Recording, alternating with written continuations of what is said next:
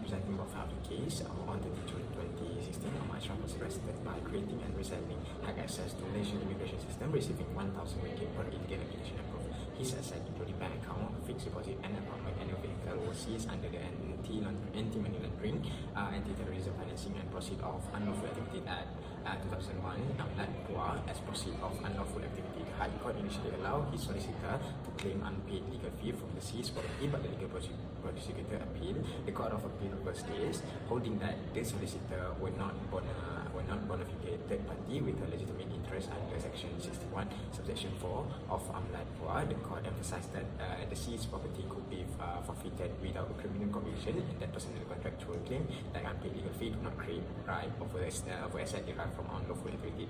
In short, the ruling reinforced the principle that crime must not pay, and the payment of legal fees cannot come from proceed of crime. Thank you. Okay, for the judgment, the Court of Appeal allowed the public prosecutor appeal and reversed the High Court decision that had allowed the respondent solicitor to claim unpaid legal fee from the seized asset. The court held that the man's Wan Sharizal Hari and Co. were not bona fide third party under Section 61, Subsection 4 of Amlat Pua, and therefore there is no legal or property interest in the seized property. The court emphasized that the asset were properly seized as proceed of unlawful activity under Section 50 and 51, and forfeiture under Section 56 could occur without a criminal conviction.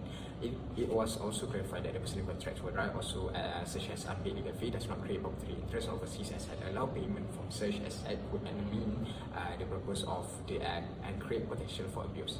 Ultimately, the court vacated the order for 397 ringgit and 722 to be paid to the solicitor, reinforcing the principle that crime must not pay, and the exception that legal fee must come from the lawful asset, not property derived from unlawful activities. Thank you so much.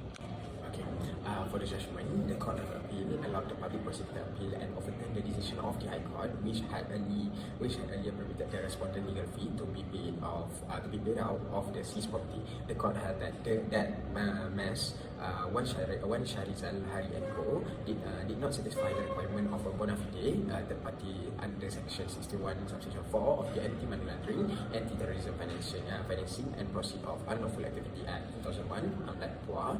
As such, the firm did not have any legitimate legal interest in the respondent's seized asset, and the Court of Appeal further held that the respondent property had been lawfully seized under Section 50 and 51 of Amlat Pua, as they were proven to be proceed of unlawful activity.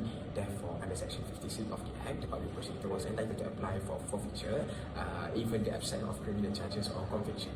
The underlying purpose of Amlat Pua, the court emphasized, is to prevent money laundering and to ensure that no person benefit directly or indirectly from the proceed of crime. Okay, in interpreting Section 61, Subsection 4, the court adopted purposive speech and stressed that the statutory condition for recognizing a claimant as a bona fide third party must be satisfied strictly and cumulatively. The independent claim of unpaid legal fees was found to arise purely from a consensual solicitor-client relationship and impersonal obligation, and did not create any property interest in the seized property. Accordingly, unpaid legal fee did not fall within the meaning of a legitimate legal interest under Section 61, Subsection 4A. The court also observed that Amlat Pua contained no provision allowing legal fees to be paid out of property derived from unlawful activity. Allowing such claim would contradict the legislative intention of the Act and could open the door to abuse or collusion within the forfeiture regime, especially if creditor, including solicitor, were permitted to recover debt from seized asset.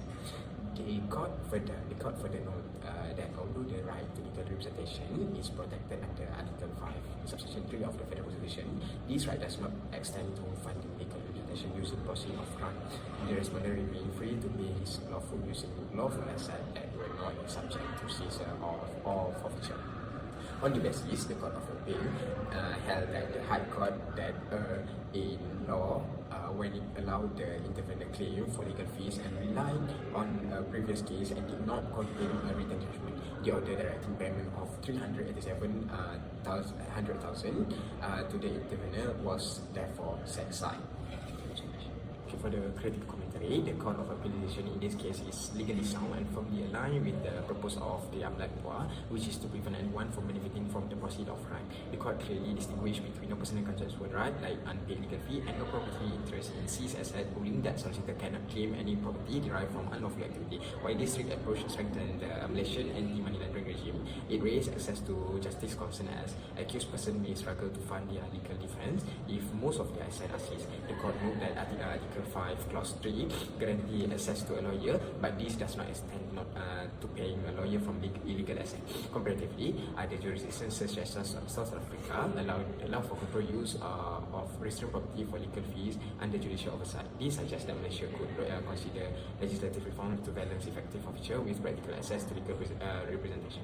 In summary, the ruling is principled and restrained, prioritize public and legislative objective over individual convenience, and reinforce that crime must not be. Thank you.